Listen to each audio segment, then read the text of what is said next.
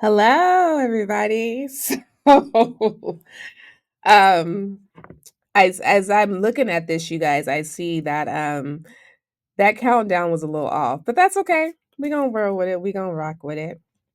Welcome, you guys. Those of you who watch this regularly, you see that I am on my Good Morning Inspiration platform, and it's not Good Morning Inspiration right now. What I am doing is I am putting together a it's called WCCC, which is the Workers' Comp Claim Connection Support Group. And as of right now, because it is when you do things virtually and you have a bunch of different platforms that you work on virtually, you have to pick and choose which ones you want to do to get your information and content out there. My plan is not to be virtually with this support group. However, I do plan to do videos and put them up on on my YouTube channel as well as TikTok, and we're going to break down the videos and highlight the most important parts of the videos so that people get the most important part of the information. So right now, because we're doing this virtual, this is the platform that I'm going to use. So, as you guys can see, Miss Ricketts is here. I am your motivational speaker and author. But today I'm actually going to talk to you guys about workers' comp. And what I'm going to go through is I'm going to speak to you guys from my personal perspective of it. I'm going to speak to you guys from what I'm actually dealing with. I'm going to be authentic, honest, upfront with you guys about what I'm going through. And I want you guys to keep in mind, I am not a doctor. I'm not a medical professional. I am not an attorney. I'm not here to give you any advice on what you should do with your workers' comp situation. I am here just to speak to you from my experience, what I'm dealing with, what I'm going through. And I hope that if other people who are going through it will speak up and we can get together and talk about the ins and outs and what we can do about getting some of the stuff that's happening within the workers' comp system changed, because it's ridiculous, you guys. It's really, really ridiculous. And believe it or not, you never know about something and you never want to do something to try to change something until you're actually going through something. I never thought about workman's comp. I had never once thought anything of it. I just knew I never wanted to get hurt at work. I'd never been hurt at work. So I didn't have any reason to think about workers' comp. I've heard a lot of people say, "Oh, if you're gonna get hurt at work, and they'll take care of you. It's the best thing possible." All these myths, baby. Let me tell you. So, um, I was hit. So those of you guys who don't know, I am a professional truck driver. I drive 18 wheelers. I was hit by a drunk driver while at work in 2022. Now, when I was hit at work, it was horrible. It was a horrible experience. I'm not going to go into detail about that. I literally ended up on I was on one side of the freeway and ended up on the opposite side of the freeway facing ongoing traffic. It was the most horrific experience I've ever gone through in my entire life.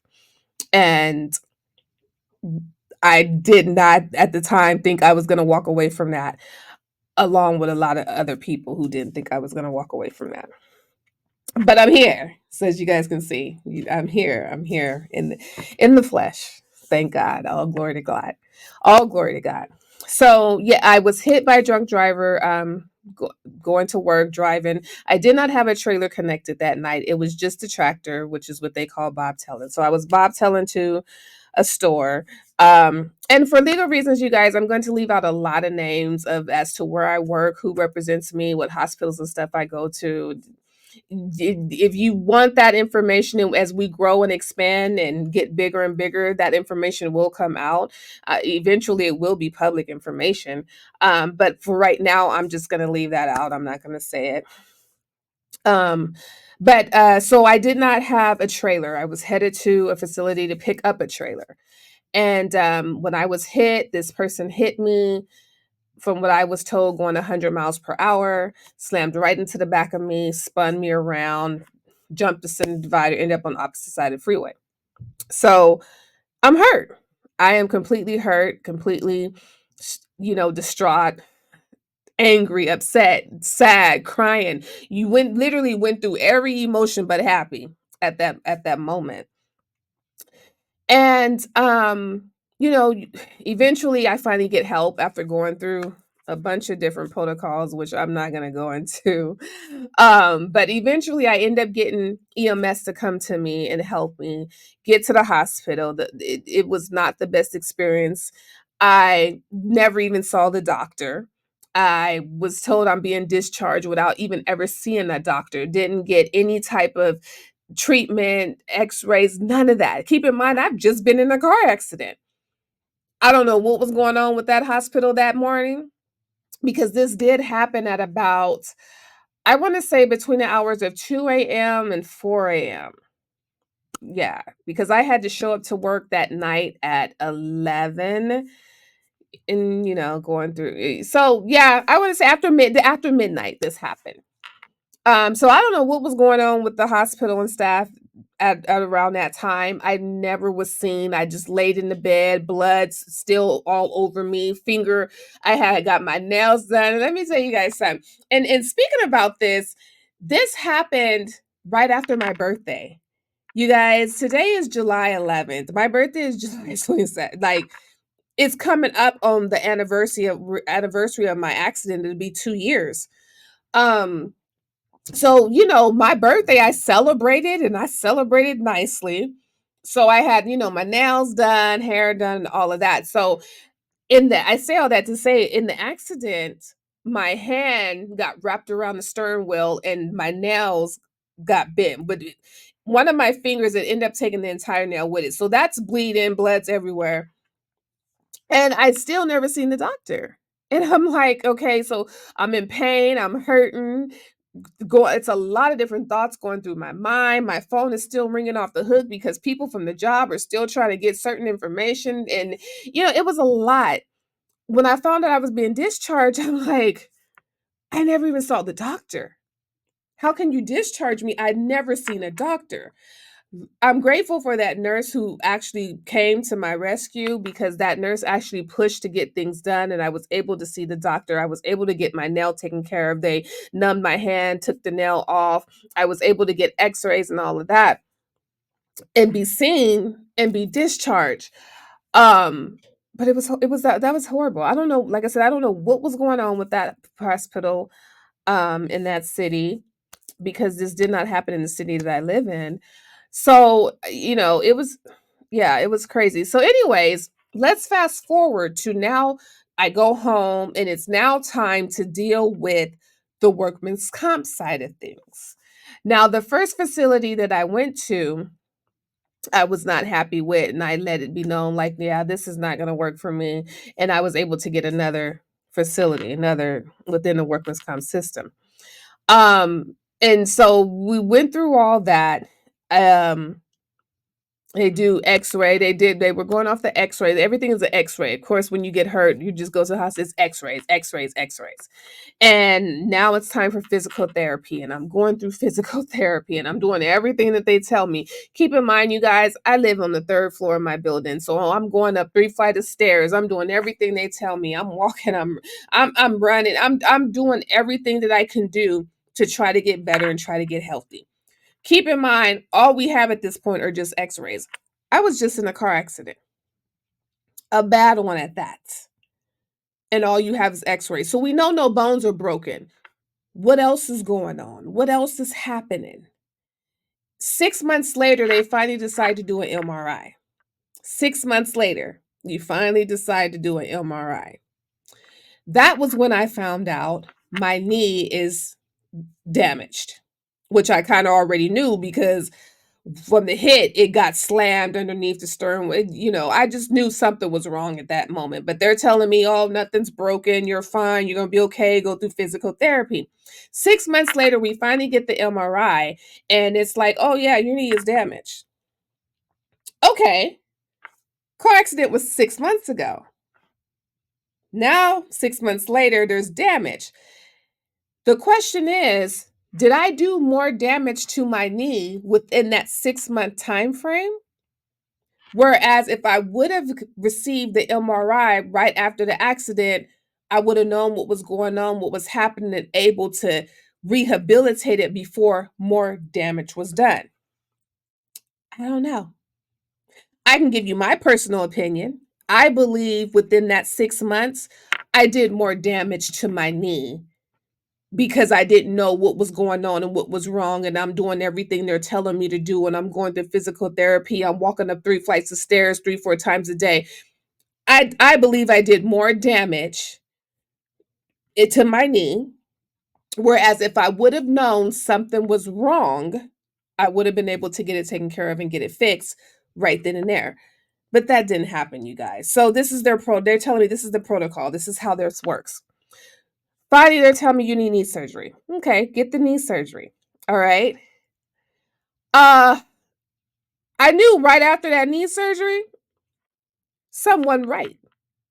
This I'm telling you guys, this is it's a crazy, it's crazy.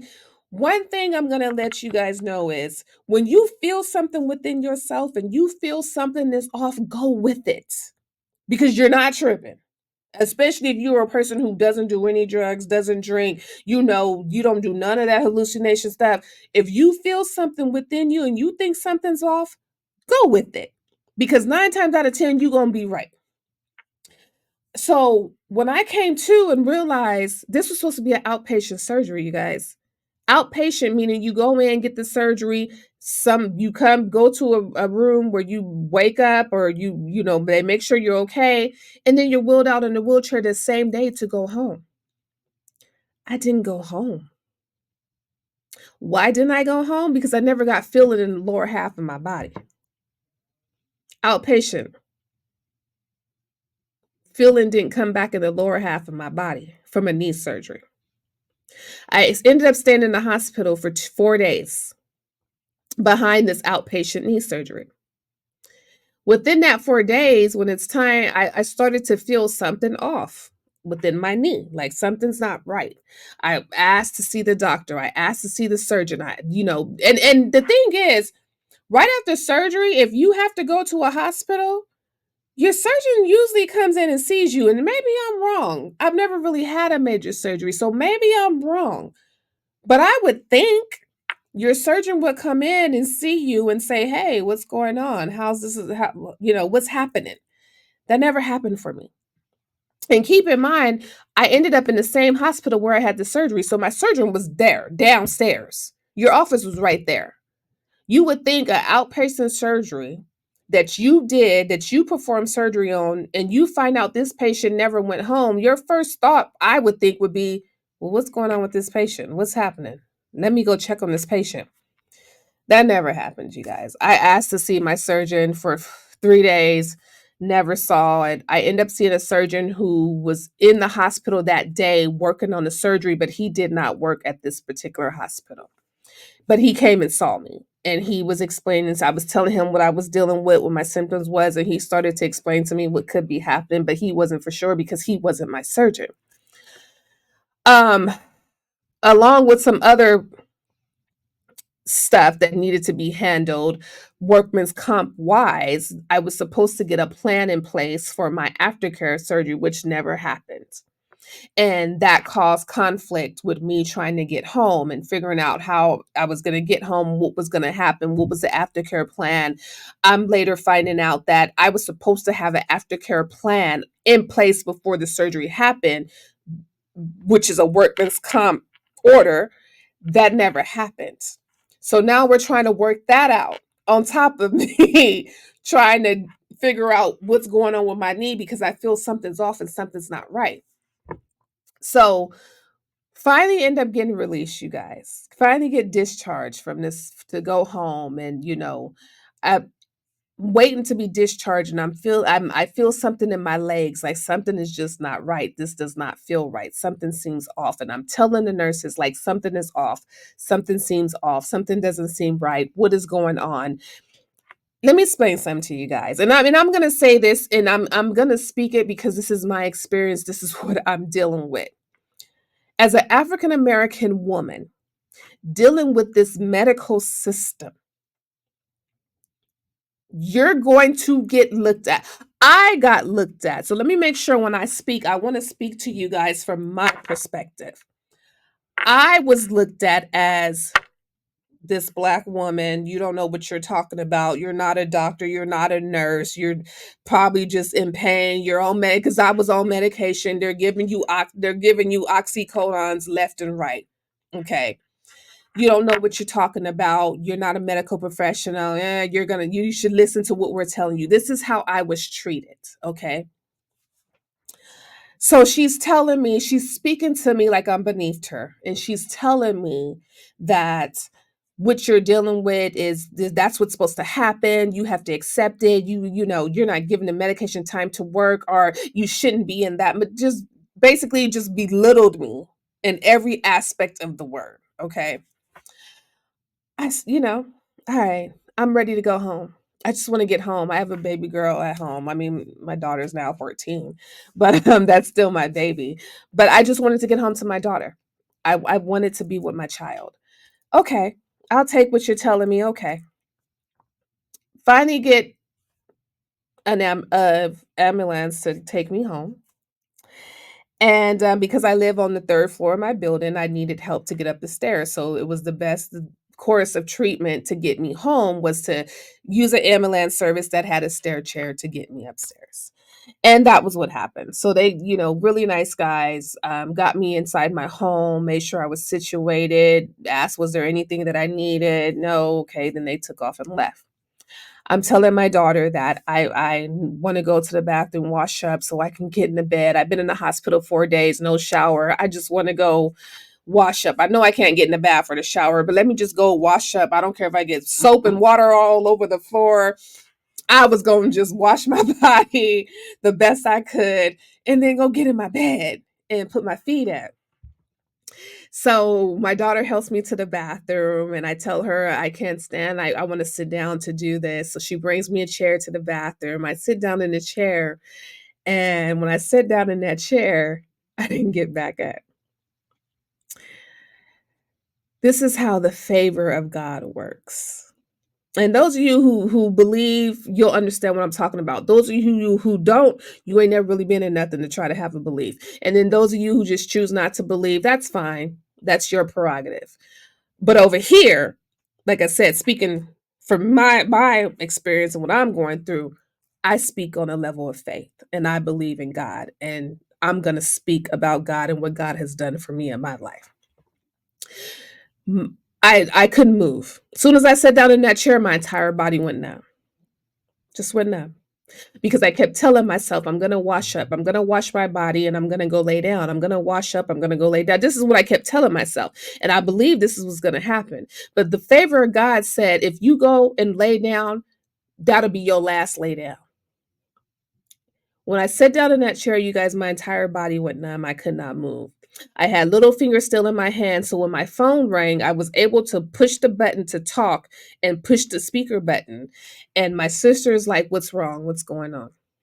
And I tell her I can't move. My body is numb. I cannot move my legs. I can't move my arms. My body is numb. And she said, where's KK, which is my daughter? Call her and tell her to call 911. Okay. Let's call 911. And I'm thinking 911 is going to come in. They're going to access me. They're going to, make sure I'm okay. And then I'm going to be able to wash up and go lay down. You guys, it just did not happen that way. Ended up calling 911, ended up going back to the hospital. And a lot of this I'm going to have to cut short because of time, you guys. I don't want to talk over 30 minutes for each of these segments because I truly want the information to get out there. So I'm going to cut this down. A lot of what has to happen. Or maybe I'll just put it in another video. I don't know. Should we do a part 2? We'll see. So, paramedics come out, fire truck comes out, ambulance comes out. I end up having to go back to the hospital. They couldn't get an EKG on me, you guys. They couldn't get a heart rate on me. They couldn't get a BP on me. They couldn't get anything on me as I was sitting in that chair in my home, which is another faith incident for me. Couldn't get none of this. So the captain of the fire team is like, if we can't get a pulse, if we can't get a blood pressure from you or pulse, we're going to have to take you to the hospital. Like, this is weird. What's going on? Finally in the ride, getting in the ambulance on the ride to the hospital, they're finally able to get my BP done. But in the process, I'm just like something you're like something's off, something's not right. Keep in mind, my legs feel like somebody is tied a tourniquet around it and they're tightening it every 5 seconds. It's just getting tighter and tighter. And I want to scream. But I'm trying to be respectful of the people. And I kept telling the lady that I said, I'm so sorry. I'm so sorry. Like, I want to cry. I'm crying. I'm in tears. I want to scream. I want to just, and I kept telling her, I'm so sorry. I'm so sorry. I don't mean to be annoying. I don't mean to be a pain. I'm just in a lot of pain right now. And they're like, well, what happened? I'm telling them I just had knee surgery. It was supposed to be outpatient. I was supposed to go home the same day. I ended up in the hospital for 4 days. Just got home today from the hospital, and now I'm going back to the hospital. Get to the hospital, they check me out. I'm now in severe pain in my lower extremities, crying, wanting to scream, but I don't want to embarrass myself and nobody else. It's, because it's like you in a hospital, black woman screaming, going crazy. People are looking at that and they're like, okay, what is going on with this individual? And you just look crazy. So I said, I'm not gonna do that. I'm crying in the pillow. I'm trying to scream and breathe into the pillow. Like I'm just in a lot of pain. They check me out. Finally, they come and tell me you have blood clots in your legs. Okay. All right.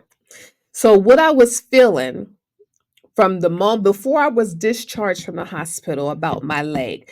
When I went to the nurse and I told her something is wrong with my leg, and she's telling me, "Oh, you don't know what you're talking about. You just had knee surgery." But I had knee surgery in my left knee. The pain I was feeling was in my right leg. And this is what I'm telling her. But once again, they want to talk to you like you don't know what you're talking about because you didn't go to nursing school. You don't have no professional title. This is how they speak to you. So you pretty much take it. Okay. And they tell me I have blood clots in my legs. Okay. All right. So now I'm back in the hospital. You're now being admitted to ICU. And they're telling me, one nurse was looking at me and she's like, the levels of what you're going through and on your chart is so high. Like you're sitting here like looking, talking, and I'm trying to figure out why, because you were literally at this point, the state that I was in, I should have been in ICU sedated. But I wasn't in ICU yet because they didn't have a bed for me yet.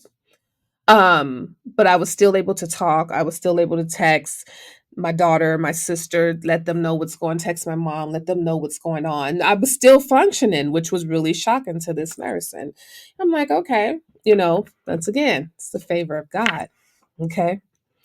Um, and they finally get me a bed in ICU, roll me up to the ICU floor. And this is the beginning of a traumatic experience through the workman's comp system for now, which will be 2 years in a couple of weeks.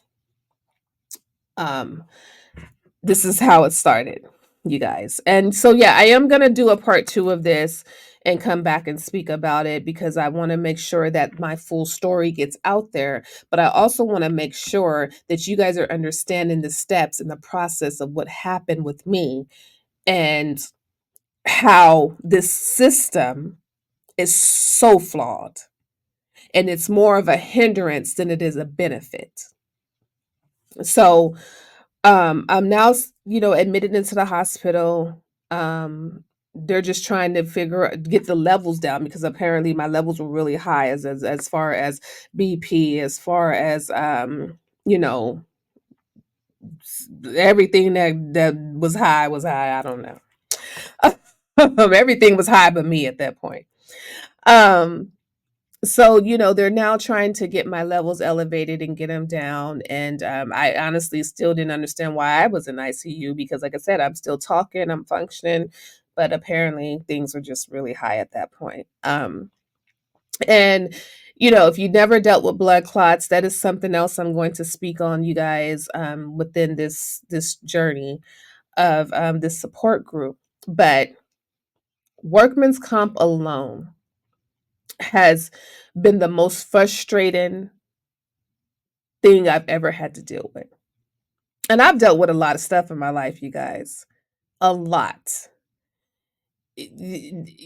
I see firsthand how easy it is for somebody to fall into addictions, whether it's drugs, alcohol, um, other type addictions out there, depression, anxiety, something where you don't want no longer want to be here. And I'm trying to be respectful of the words that I use and what I say, because like I said, this is going being uploaded online, and a lot of the stuff that you say online gets either red flagged. So I'm trying to be respectful of the things that I say, but I see firsthand how easy it is for somebody to not want to be here anymore, to fall into these addictions, to fall into these cycles, these of things that we consider bad in society. And it has everything to do with a system, because I was everything. I was all of the above at some point in time going through this workman's comp system. I wanted to, you know, drugs, and I don't even do drugs, you guys. I don't even drink. But as there was parts of me that was like, I just want to drink this. I just need a drink. And I have a house full of alcohol that I don't touch. But I do a lot of entertaining people, so people come over to drink. But I literally wanted to go through these steps. I had moments where I just, why am I here? Why am I still alive? I literally went through these moments. And when I tell you guys, I understand now. I understand what people who are going through this feel. I understand why they feel that is their only solution. I understand why they feel they need a pill or a drink or something to help them cope. I get it. I truly get it. And you'll never understand it until you're actually in it. I will never speak again in my life on something I've never experienced. I will never ever tell another person how to cope or deal with something when I've never been through what they've been through. Because this process here has allowed me to re-see and rethink and redo the way that I was living. So we're going to kind of wrap this up here, as time is winding down. But you guys, the workman comp system has a lot of holes in it that we truly need to talk about, and we truly need to figure out how to work through and get through. Because the way I was treated, I wouldn't wish that on no animal. I wouldn't wish that on no criminal. The way that I was treated, I wouldn't wish that on anybody. I wouldn't wish that on my worst enemy. No human being should have to go through what I went through in a system that is designed to supposed to help you. Nobody should ever have to go through that. And I hope nobody ever has to go through that. But that's why I'm here. And it has to start somewhere. So if it has to start somewhere, I'd rather it start with me. I'd rather I be the person that gets this put out in the forefront and gets it talked about and brought to media attention and brought to society attention and brought to public attention. I'd rather it be me, because I truly want you guys to know that we are basically allowing a system that's in place to supposedly help us hinder us. And nobody cares because they're not going through it. They didn't get hurt at work. So it's unimportant. But trust me, and it's not going to happen overnight. It's not going to happen within the next month. It may take years for this change to come about. But I'm going to be right here, the face of it, to make sure that this change does happen. So I hope more and more people get involved. I hope more and more people show up. I hope more and more people reach out and we can talk about the flaws and your experiences and what you are dealing with and what you're going through in the workman's comp system. But I am going to upload part two of what I'm still dealing with and what I'm going through. But like I said, I really want this to be more of in person, not so much virtual. And we'll have to do some things virtual because people are going to, come from all over. But I really want to start an in person support group for people who are on workman's comp, been on workman's comp, still dealing with workman's comp, because workman's comp doesn't just last in the moment that you have your injuries. Workman comp lasts for years for some of us. People who end up taking settlements and you have still pains and stuff that you're dealing with years later. Workman comp lasts, you guys. It's not something that just comes and goes. So like I said, I hope to reach out to more people. I hope more and more people tune in. And I hope that we get this talked about more and more and that we can get it to the people who can start to make some changes about this. So I'll see you guys next time. I hope more and more people show up to the support group that I will be having every other week. And let's start talking about this, you guys. Let's start getting the information out there. Let's start getting it in front of the people who can make some changes happen so that workman's comp does become more of a benefit and not a hindrance. God bless you guys. I will see you next time.